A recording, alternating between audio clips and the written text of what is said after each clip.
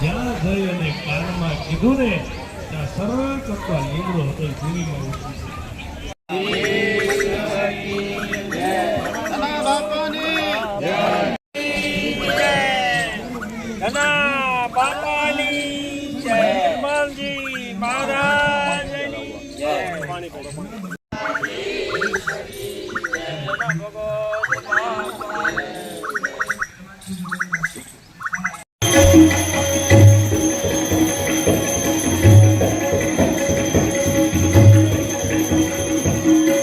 ગંગાજી જેમ યમુના જેમ કૃષ્ણ ભગવાનને લઈ અને જે દિવસે વસુદેવ નીકળ્યા ને અને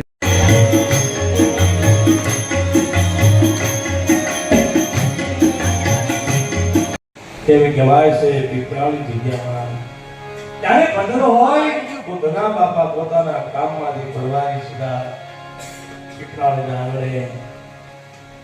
થાય છે. ભદ્રમાં એક વાર એમ કહેવાય છે મુશળધાર વરસાદ છે વરસી રહ્યો છે, આળાની કાંગ વાગલા થયા છે, નદીઓમાં પાણી સરકારા છે અને એ દિવસે ધના બાપા એમ કહેવાય છે કે ભદ્રમાં દવા નીકળ્યા છે. બાપા